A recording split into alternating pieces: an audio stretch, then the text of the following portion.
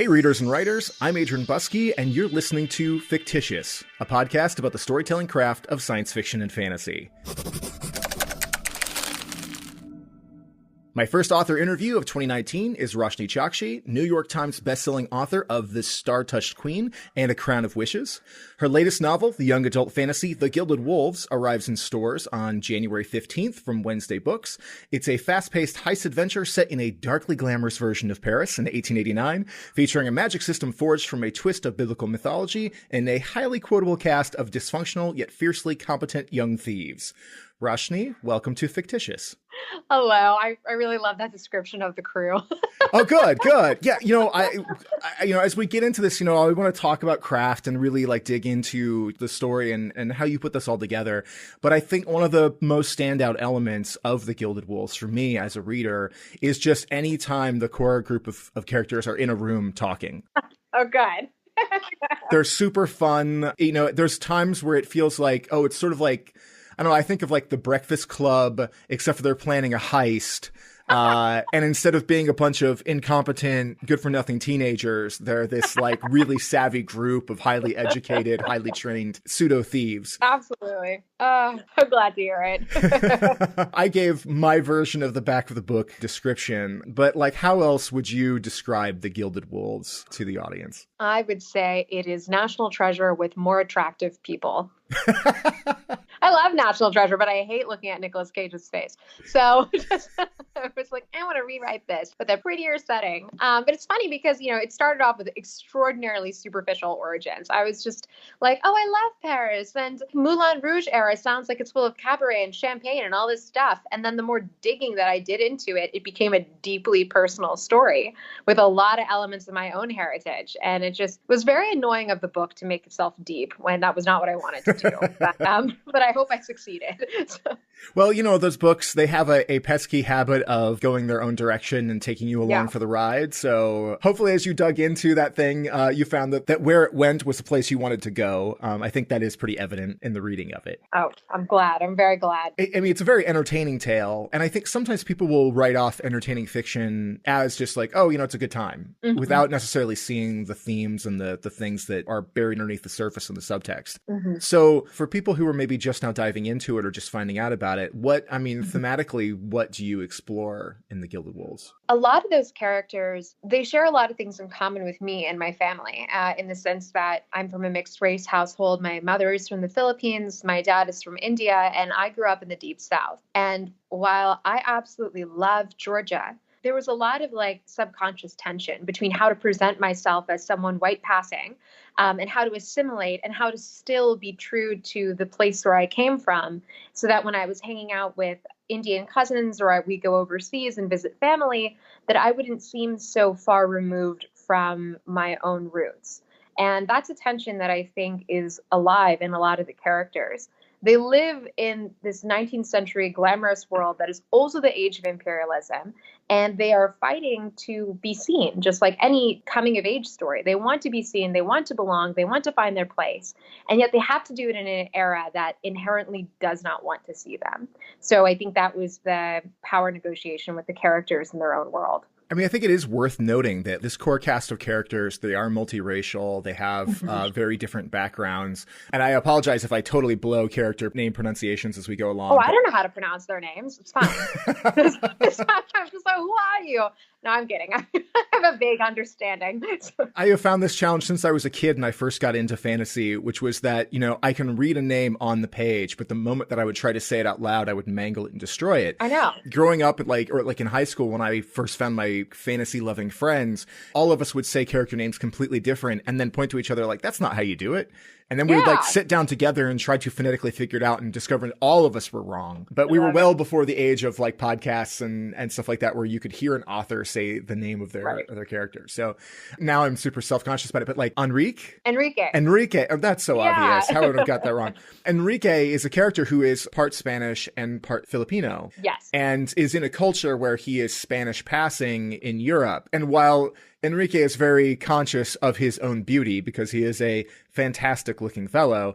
He's also, very conscious of the fact that he does pass as a Spaniard while his Filipino culture is very, very important to him. And I think that was a really interesting thing to explore with those characters, is them trying to figure out their place in things while they have a culture that doesn't necessarily react to them in the way they'd like to be. Yeah. There's a line, and I'm going to misquote it because I didn't write it down, but about halfway through the book where, is it Séverin? Mm-hmm. Séverin, who's kind of the leader of their little group, says that when you are doing what people expect of you, nobody pays attention to you, essentially. It's a really bad paraphrase. No, yeah, that's exactly, that's the heart of it. And so it's encouraging this group of people who would really never do anything anybody would expect of them to act in a way that how they look would be expected in this polite society, and in so doing mask what their true intentions are and get away with things because people aren't going to pay attention. And I thought that was very incisive and an interesting thing to look at, that's both a tool to be used against people, but at the same time a sad commentary on society to a degree. I'm really glad that so many readers have picked up on that scene and it's meant something different to each of them, because it's a thing that I certainly reached for when I was growing up. I don't know how to quite explain it, but depending on the situation, I would learn how to code switch between what it was that I needed to present as to people to be accepted or to get out of a situation or to end a conversation or any of those kinds of things. So, yeah. And just kind of glancing around online and seeing, the story and the characters definitely resonates with people. And I think that we are in an age where we are seeing fantasy finally kind of break out of some of its norms and embrace a greater degree of diversity. And there's an audience now that hungers for it and wants to see characters that don't necessarily look like the same ones that have populated it. Today, as we're speaking and recording this, is J.R.R. Tolkien's birthday. Yep. And so you have this sort of Godfather of fantasy, but a very European white male fantasy. Right. And the ripples of that and the impact of those stories. I have a Tolkien symbol on my shoulder for 9 for a fellowship thing. Though I am a fan of the movies and not of the books, so a bit of sacrilege on that arena. But yeah, it is great to see this greater expansion of diverse characters and ideas and backgrounds in fiction now. And I think even more exciting, the embrace of it from the audience and the expectation of it, which I think is important too, that there is a demand. Yes. Damn it, give us something fresh. Yes. And more representative of the actual world. Yes. So digging into more of the Gilded Wolves, there's a lot of things going on here. You've got a really interesting magic system. You've got this idea being pulled away from the biblical Tower of Babel that informs a lot of it too. So there's a lot happening here. So how did this all come together? Honestly, I've always been a really, really big fan of ideological tales, so those are myths that seek to explain something. So Tower of Babel or Babel was supposed to explain the origin of why we speak different languages. A bunch of different cultures got together, tried to build a tower to God for who knows what reason. God was not having any of that, knocked it down. And that's a paraphrase of Genesis. Or then you have Noah's Ark and these kinds of things, which all seek to explain something that we don't have easy answers for. So I like uneasy answers. I love that digging into language is the closest that I can get to being Indiana Jones without ever messing up my nails. I absolutely love that. But I'm just excited, that kind of thing. So for me, this was a story where I got to play around with all of my favorite things. A decadent setting, a nod to really, really ostentatious, opulent foods. There's a dish that's mentioned in the Gilded Wolves called ortolan, which is a dish that has since been banned from France. But the practice of how that dish is prepared, a drowned songbird in Armagnac cognac, then roasted whole and eaten with a napkin over your head to hide your shame from God for eating an innocent creature. Those are beautiful things that you cannot make up with story. They are so bizarre that they must be true. And those were all the things that I wanted to put into the Gilded Wolves. And I think also that the story was a long time coming. I'm very, very blessed with a hilarious, big family that is extraordinarily loving and a huge nerd of a dad. So we would grow up and go to museums all over the world. And I remember that he had kind of brought up the conversation of where did these objects come from? And when you look at a museum plaque, they'll say things like such and such piece was salvaged from XYZ dynasty. But when a museum uses the word salvaged, it's often just a very pretty veneer for stole. It was the age of imperialism. This is the time of colonialism. You don't know what's missing. I'm going to take this. So that was also part of the question and things that were mulling around in my head. Who owns the past? Where do these stories come from? What does it matter when you're removed from your own history? And how do you navigate in a world that doesn't want to look at you? Again, just small, tiny, insignificant themes to pile into your totally not a Nick Cage heist. Not trying for anything big there at all. I know. What's weird is this book, it just challenged me to do so much and really, really challenged me as a writer. And I do think that in some ways I bit off more than I could chew, but I'm happy I did that because it's a setup book for 3 books. And I hope that there's enough world in there for readers to sink their teeth into. So even if they're a little confused, which I don't blame them, I hope they'll give me a chance for books 2 and 3 to figure myself out. You mentioned that you started off with this entertaining story, it developed into something bigger. So like as it was developing over time, from conception to draft, how were you like finding those things were branching out? How did you still keep it on track? Like you said, I mean, there's big ideas happening here and you're leading up for a longer story over a series. So like, how did you keep that contained? And what was your methodology for like handling that world building? Oh my gosh, I didn't. I just word vomited and had my friends call me after they read it and just were like, there were some really pretty sentences buried in among the shit. And I was like, oh, great. So, it was kind of stuff like that. But I feel like a really big threshold for so many writers to cross is the point at which we are willing to share our stories with others and to accept critique. I am not so inherently gifted as a writer that I can just whip up a story and have nobody look at it and it's going to be fine. I really, really rely on the feedback of my critique partners, my beta readers, my author friends who are willing to take time out of their day to give it a read before I send it to my editor. And so I really relied on their feedback. And a lot of their feedback was, tell me the world building in 1 sentence. Give it to me in a sentence. And to pare it down, because this world had really gotten out of control with all the little historical details that I wanted to put in there to prove that I had done my research, when really nobody cares. The point of these stories and the wonderful thing about writing children's literature is the emotional immediacy in them. And that was the thing. That was what the book had to do at the end. Did I make you feel something? Like, forget all the big themes and whatever else. Somebody can pick them up on a later read. But at the end of it, did I make you feel anything? That's all.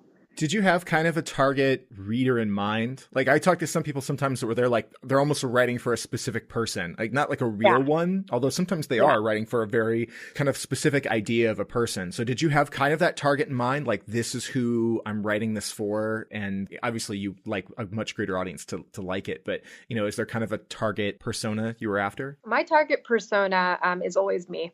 It's very narcissistic. I write the books that I want to read or that I wanted to read when I was a kid. And I just write the things that keep me interested. And so far, it's nice to see that plenty of people seem to share my taste. And I hope it continues.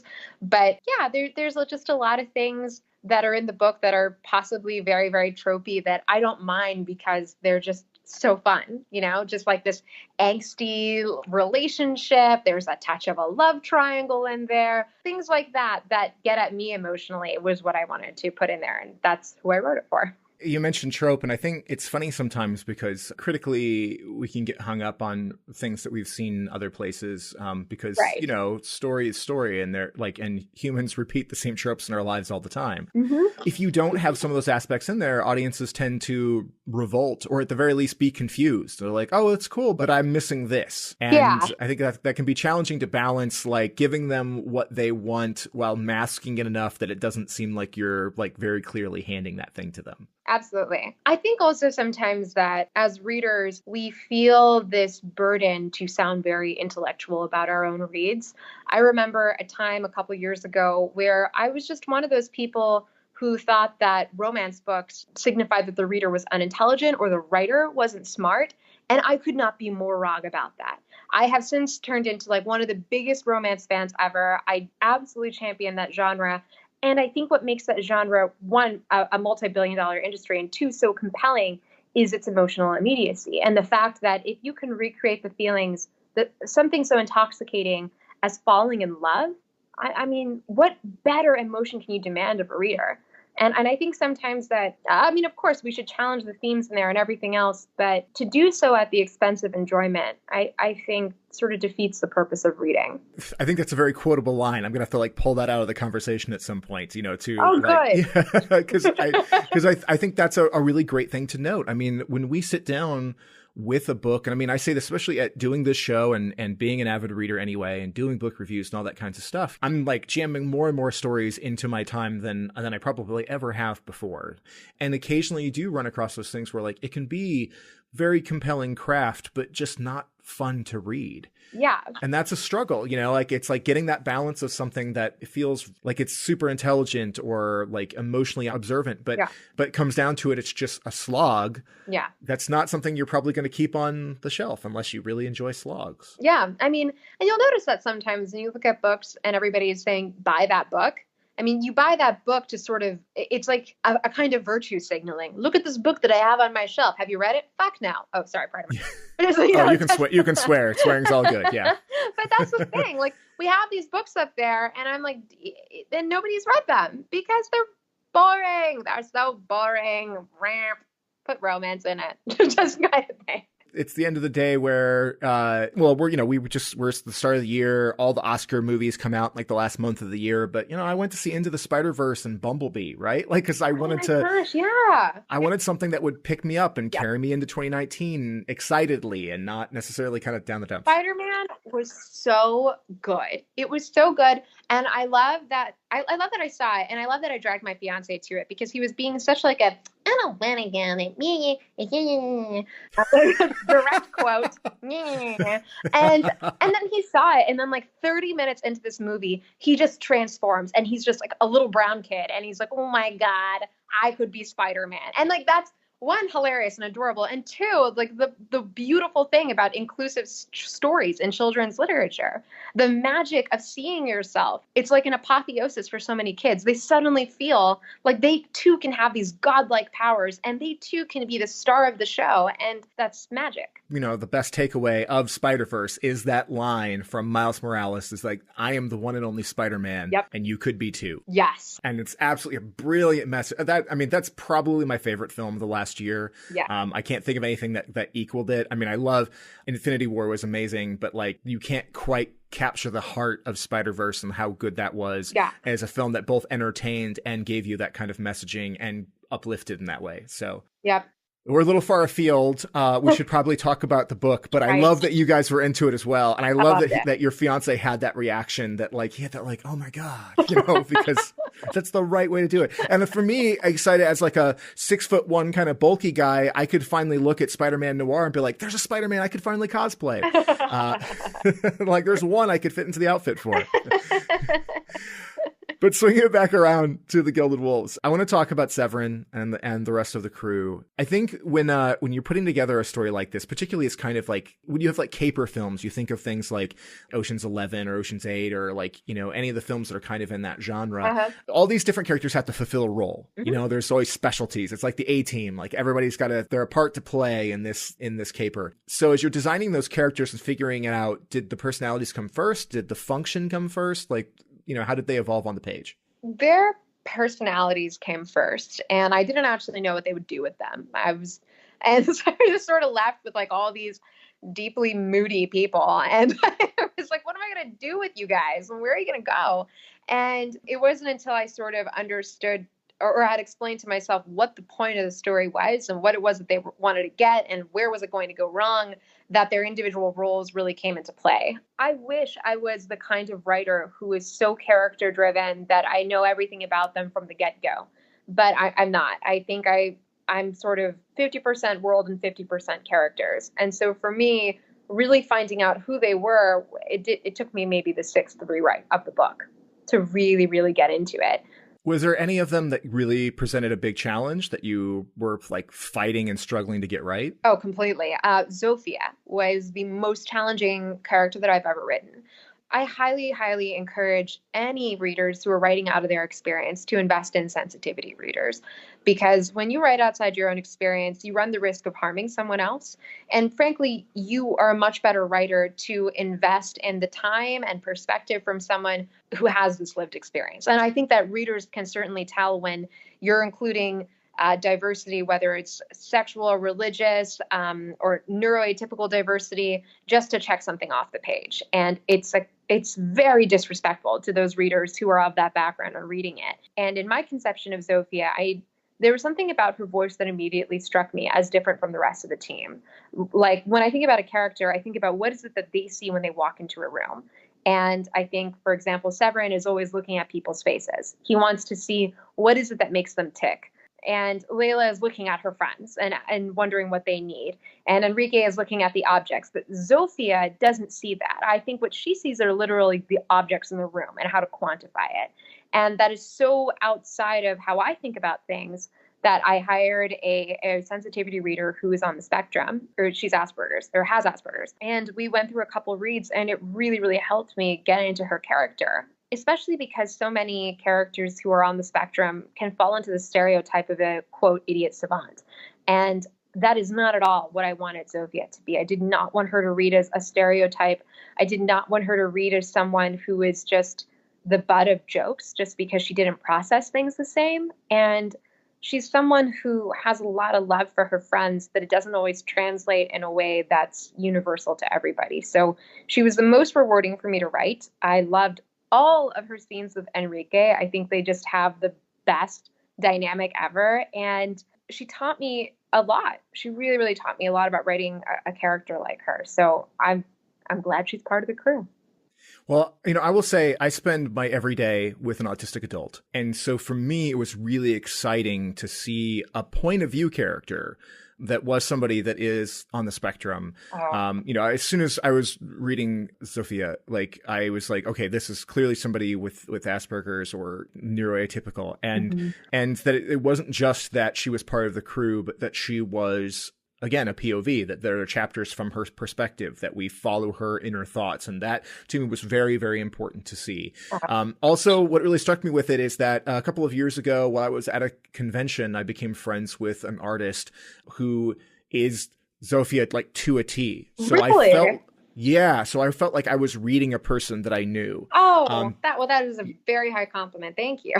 Yeah, it just really struck me where I was like, oh, I could see her entirely, because this is kind of how she reacts, has those, doesn't quite understand the emotional cues, looks at things very analytically, and has an intensity about her that sometimes people find off-putting, but it's very charming in her own way, when you are able to get past some of those things that she struggles with and learn how she views the world. So so that character felt very, very real to me. I'm very glad. And I really appreciated that. I'm glad. And also, and you're right, her scenes with Enrique are very entertaining. And I thought Enrique is an interesting character too, because you have this guy who is very pretty and very outgoing and comes across as bi-pan, but yet is the historian of the group. And like you said, is fixated on objects and is fixated on story and the stories behind things. And I thought it's so easy to lump the brainy, person of the group as this introverted, I'm always stuck in books. And to have a character that is super extroverted and is very charismatic and is the person that when people walk into the room, like Hypnos first, coming in and just getting very enamored, with the prettiness of Enrique. I thought that was really entertaining. And I love Hypnos. I love him too. Yeah. I mean, I like a good, unlikable, dastardly, but still fun, pseudo villain. And I thought Hypnos was very, very entertaining. Yeah. It's so funny that I had intended to write him a certain way. And then he kept not wanting to be that person. He was just repeatedly like, but I want friends. I'm like, but you can't have friends. He's like, okay, but I really want friends. And that just he became the running narrative. And I was like, okay, I guess we're doing this. So that was really, really rewarding to write. So I think it's entertaining to see a character that has so much, has been so gifted in life, but really is looking at this other group of people and I just want to be part of this. I want to be part of the gang. Yeah. And I thought that was a very, very interesting dynamic. So, and also sometimes when not every book I read, but sometimes I think you can't help but kind of see the movie in your head. And something I think about a lot is, if I was an actor, who would be the most fun character to play? Who would you really want to be that you could really chew on? And Hypnos was that character where I was this is the one that you would want to put on those wacky outfits and just really go for it. Absolutely. Absolutely. And no, he just has doesn't contain the word subtlety in his vocabulary at all. And just very fun. They're all very, deeply loving in their own way. And I think being blessed with so many friendships that are span decades and stuff, it's fascinating how to really connect to someone is to learn their love language, and not to impose your own emotional rubric on someone else. And I think that's a really challenging thing about craft, to love someone and to write about someone so different from you. So I learned a lot. Well, and you mentioned love language, and I think Layla is the character that her love language is baking. And here is a character who's essentially, acts in public as a courtesan and as this dancer and this very alluring person, and then goes back to her real persona, which is a baker and this chaotic mess that's always has sugar in her hair and stuff. Yeah, she is completely like the mom of the group. I mean, you could be like in the middle of a heist, and if someone's stomach growls, she will probably have a granola bar with her, and just be like, "Are you hungry? Let me feed you." I love characters like that. I love people like that who are just so nurturing that you don't really have to know them very well to like nuzzle against them and just put your head on their shoulder.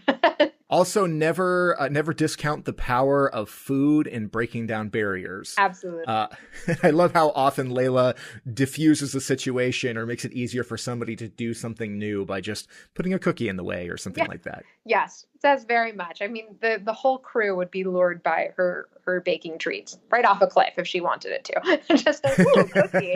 So, I know I certainly would be. So. Let's shift over to pure elements of craft here for a second. What are your tools of the trade? Like, it sounds a little bit like you're a pantser, at least initially. But, are you an outliner? Do you mix the two? And what do you use to write with? I definitely mix the two. I think I am emotionally a pantser in the sense that because I don't really know the characters until I start writing them out. I have some vague ideas of external motivation, and that's about it. But the plot I know fairly well before I go into it. I really love using the Scrivener app, or what is it called? Scrivener writing software, just because it has a really great split screen function. And I really love the notes apps, and just being able to turn off everything else around the document is really helpful. So that would be my number one. But I always have pen and paper beside me because I like to sometimes sketch out scenes when I'm writing them, or I need to kind of practice how they're going to work with pen and paper before I commit to putting them on the computer. Yeah, that's kind of it. You do what I think of as an excavator. My terminology for the person who has the outline, so you have like a linear, like this is where I'm going, but you're discovering things as you go along, which is sort of the pantsing, like the excitement. So it's like as you're like breaking through the rock, you're finding new things all along the way and learning more as you go along. I like that. I'm going to steal that. Thank you. I mean, that sounds like very treasure hunt-y of me, which I think is great. Right. Yeah. I was like thematically on point, I think, in that particular instance. Clearly. And I love that mention Scrivener too. Scrivener is awesome. I think, it poses a little bit of a challenge for people when they first get into it because there's way more under the hood of it, but it is such a better methodology. For me and for a lot of other people than say like a Word document or something where it's just a giant mess that you're trying to dig through all the time. So yeah. Do you have a writing room? Are you a person who writes in your office, or are you out and about? Like, what's your style? I usually do my first drafts in my office. We travel a lot, and so I spend a lot of time in hotels, and I actually really love hotels. I love writing in hotel bars and hotel lobbies. I think there's a certain almost old world glamour to them. Like when you imagine a writer in residency at a beautiful old hotel, that's what I think of. And for me, sometimes a book tends to pick out a special place that it likes to be written in the most. Except all my books have extraordinarily bougie taste to the great despair of my wallet. But at least it's a pretty atmosphere as I go broke, I don't know. The Gilded Wolves book one really loved to be written inside the Four Seasons of Atlanta, Georgia. And it was ridiculous. I had my own table. Like, it's kind of cool. Like, oh, yes, your seat is right there. And you're just like, thank you. And then you get the bill and you're like, oh, no. Oh, well.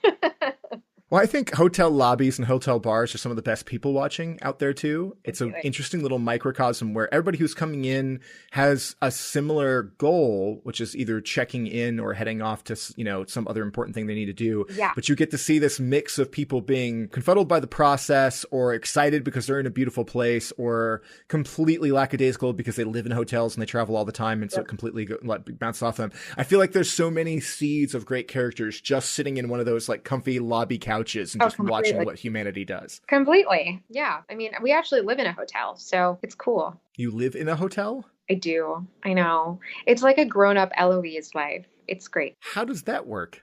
My fiance, before he was my fiance, was like, come move to this small city with me. I was like, hell no, where's my ring?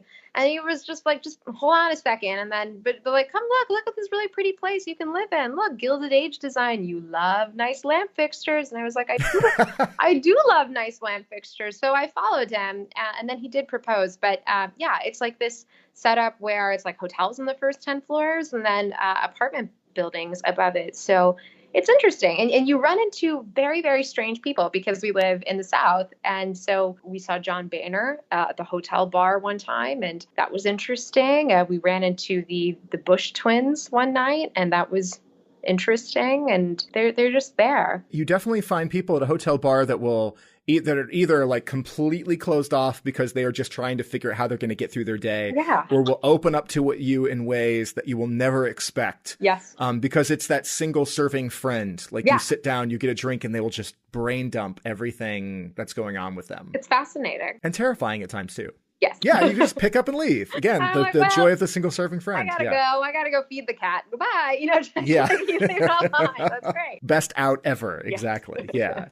It's something that I want to swing back to. We talked a little bit about the magic system of this world, but can you tell us a little bit more about forging? Yeah. Because this is something that's in the book, and I feel like you talked about earlier how like you had your beta readers were asking you to kind of strip some things out. Yes. And so I think like forging is a little ambiguous at times in the story, but it gives us this like there's this magic, but it also at times feels kind of futuristic in a way.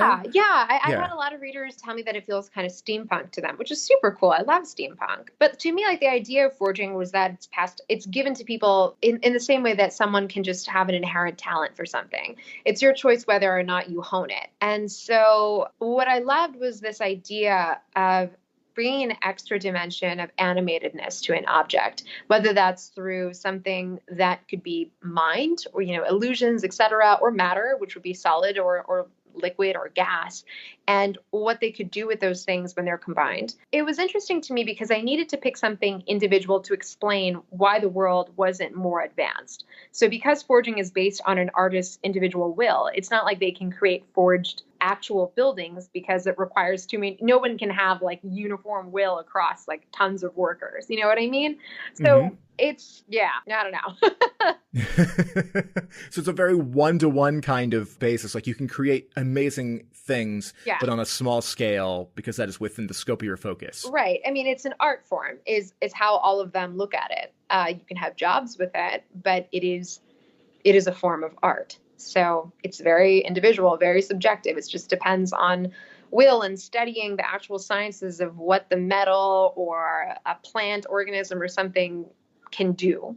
I think there's moments of it where it takes interesting places because you have a tool that almost creates like a hologram, kind of element in it.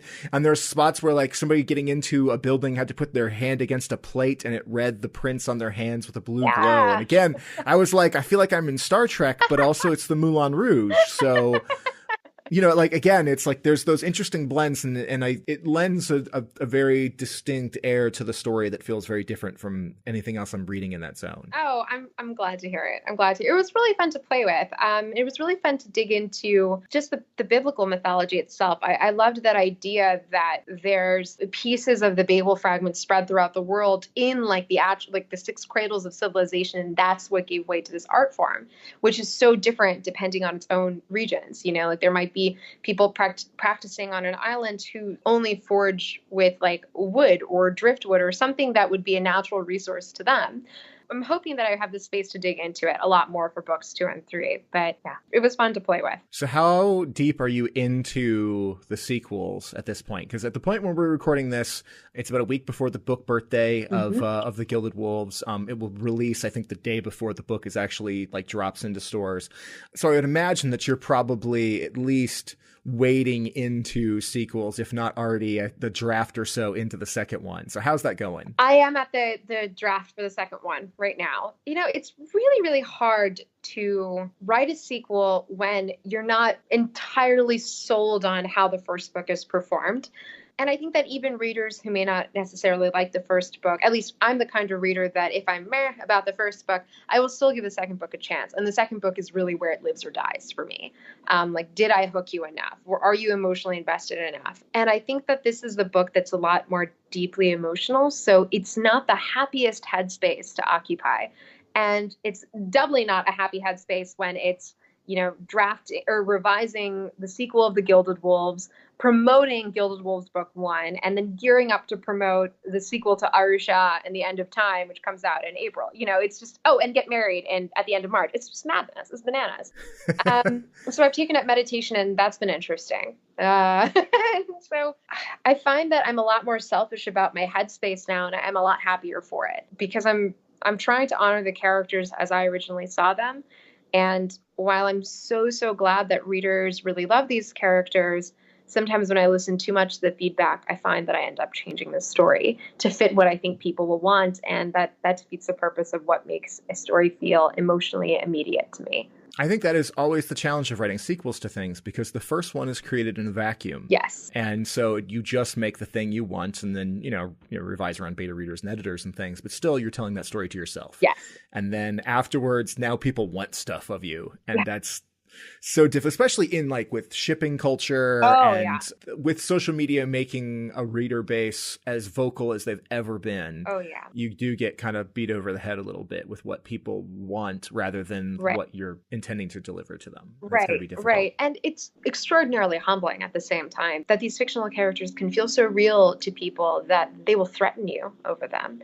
There was this psychologist who did a really fascinating article on the fandom, especially surrounding the treatment that Cassie Clare receives at the hands of her readers and her fans. It's terrifying, you've built such a vibrant world that anybody can live in it, that they forget you are no longer an author. You are a creator of something, and it's a completely different plane of emotion for them. They cease to see you as an artist or oftentimes even as a human. You're just unfortunately the person pulling the strings. And it's really hard to maintain, I think, love of character and love of story, and to write fast and in a space where you're trying to outrun your own fear of what you're doing. That makes sense. I try to write as fast as I can, and it's certainly taken its toll on my hands. But for me, if I took longer than this, I don't think I would ever be able to get more than a page down a day, because I would just be so terrified of its reception all the time. Yeah, I think, if you look at the fandom of if you go over in the world of animation, there's Steven Universe, which is one of those things where Rebecca Sugar, who created that, has been hammered in years, this bright, vibrant, loving fandom turned really toxic as people were too attached to the relationships that they wanted to see or expected to see or demanded to see versus where the story was going. And it's deeply problematic and very unfortunate at times. It is, especially because, we live in this world where we're so fortunate to be able to see how our books are immediately received. If I make the mistake of searching my name on Twitter because I'm worried that I missed mentions or something like that, I can see somebody's Goodreads status update. I can see what they wrote. I can see what they're saying about me. And sometimes they will tag you in stuff, whether it's photos on Instagram or whatever else. And so that barrier is just repeatedly broken. And so, it's hard to navigate these things, because I think that, like a lot of authors, I really, really want to engage with my readers. I love hearing from them. I love their emails. I love when they make those incorrect accounts that are quotes from the books. And that's hilarious, but it's a question of, what do I owe you and what do you owe me? And there's never any clear rules on that, because with any person, it's a case by case basis of how you want to interact with them. How do you protect your emotional health with that? What's your coping mechanism? I have a cat and I pick him up and cradle him. And I'm just like, what are people so mean? Who made Tumblr? And then the cat's like, meow, let me go. And so, it's like these kinds of terrible things. I'm extraordinarily blessed to have a really, really strong support system with my family, my fiance, and my siblings and best friends. So I actively try to remind myself that there is a world outside of what I am doing. I love to travel. We love to go try new restaurants and that kinds of thing. And getting that reminder of the world outside the one that you write in is, I think, really, really important. Not that what you do online isn't real life, because I think we all agree that it is real now, but to remember who we are outside of what we choose to document is really hard. No, I think that's a really good way of putting it. And it is very, very challenging. It's difficult. And I think we're a new generation of people that have this whole extra dimension placed on top of us. And I think that sometimes culturally, there's this expectation that everybody acts perfectly all the time. We're like, no, you don't understand. This is a whole new era of human history where there's this whole other like emotional quotient that we're expected to have, and right, a new space that we have to navigate. And we're going to do it wrong a lot. So like you've said before, like you've got to protect your own space, and you need to particularly like what your emotional energy and what you can give of yourself, but I think it's good to forgive people the occasional misstep, because we're all figuring out who we are in multi dimensions, excavating our own characters, if you will. As we wrap up here, I want to know, in all that free time that you have between the couple of books that you're writing and the one that you're promoting and the wedding you're going to have, and and that cat you've got to take care of, what else are you putting into your writer brain now? What other media, books, film, TV, anything? Oh, gosh. So I'm currently reading a book called Never Split the Difference by Chris Voss. And I started reading it because wedding planning for a 500-person wedding is madness. And it's a challenge of getting what we want. So this book is literally written by the FBI's former lead international hostage negotiator. And it's like... And I think that pretty much like sums up my state of mind. It's interesting because I really love books that are about like, how do you talk to people and all these things? Not Machiavelli's The Prince or Dale Carnegie's How to Win Friends and Influence People. And now this book about never splitting the difference. And I think that I know that they are theoretically like self-help books, not The Prince necessarily, but they teach you a lot about character and how to view your character and how your character views another person in the world.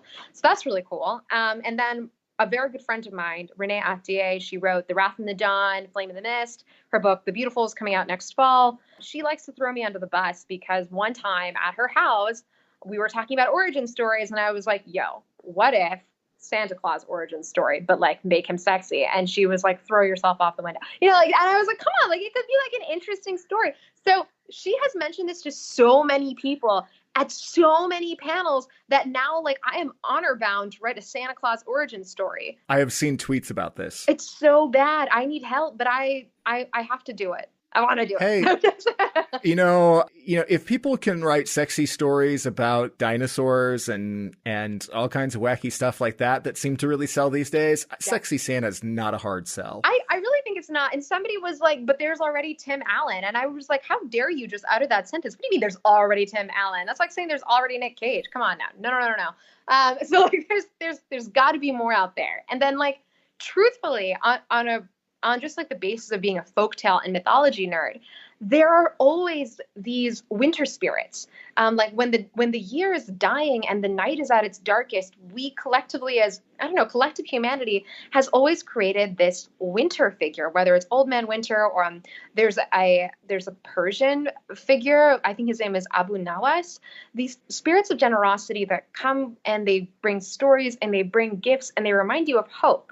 And I really, really like that idea that there's something about a season that necessitates kindness, especially as we're coming off the high of the holiday season. I don't know. I like that kind of thing. I love the idea of New Year's and the resolution and this idea that we are making a commitment to ourselves all over again. So even if it's wrapped up in the sexy shell of a hot young Santa Claus, there is that just idea of why do we need to tell stories when it's dark? And why do we need kindness when the year is dying? That I really do want to dig into. You've already done half the work for this. You've clearly thought a lot about it. I have thought way too much about Santa Claus than most people should. It's too much. Yeah, I think you've definitely written yourself into a corner here that you're gonna have to do that one, because like that. I mean, as the legend grows of this, it's gonna have to happen. It'll be the love letter to the fandom, I think, as well as saying something very real. I know. I mean, sometimes you think about it, and a friend of mine was just like, you are writing an 80,000 word joke that has a punchline of LOL, he's Santa Claus. So I'm just like, well, I don't know. Maybe I am, but sometimes the best high concepts come from stuff like that, though. You take the ridiculous and then you whittle it down until there's something real at the basis of it. And I think you're absolutely right about, like, you think about all these bizarre-ish sounding folktales, and they are all speaking to some essential truth. And I think that's what makes writing fantasy, and particularly writing children's fantasy, so deeply rewarding. There is an essential truth at the end of all these tales, and sometimes when I'll go to parties or such, and I'll hear a lot of like, well, when are you going to write stories for adults? And I have nothing against stories for adults. I love a lot of adult fiction. I love literary fiction, nonfiction, all those things. But when I'm on my deathbed, I will always know how Snow White ends. And I think there's something to be said for that, You are very quotable, Roshani. Thank you. Lots and lots of really good, quotable sections out of that. I thought that whole thing was really wonderful right there. Oh, good. I'm very glad. I think it's a good spot for us to wrap up. So with the Gilded Wolves coming out here, or pretty much by the time people are listening to this, it will be in stores or just on the cusp of its book birthday. But where should people be following you? What's your website, your Twitter? Where are you active online? Website, first last name, and same thing with Instagram. If you want to see funny stories with the cat or bizarre places where I drink fancy looking cocktails, Instagram is the place. If you want to see my musings on Santa Claus, Twitter. And I hope people enjoy the story. There's so much love put into it from so many different people, and I just hope it resonates. I definitely think it will. Like I said, the Gilded Wolves coming out here shortly. And Roshani, thank you so much for joining me on Fictitious. This was awesome. The home for all things Fictitious, including every episode and review, is fictitiouspodcast.com. We're on Twitter, Instagram, and Facebook as Fictitious Pod, and you can interact with me directly about books and other nerdy stuff on Twitter, where I'm at Adrian Buskey. Fictitious needs your help to grow and reach more people. You can help by tweeting or posting about the show, sharing our updates, and writing reviews on your favorite podcasting platforms. Fictitious is available on Apple Podcasts, Spotify, Google Play, and probably a bunch of sites I don't even know about. Listen, subscribe, review us, and catch up on any episodes you might have missed. And stay tuned for more Fictitious coming your way next week.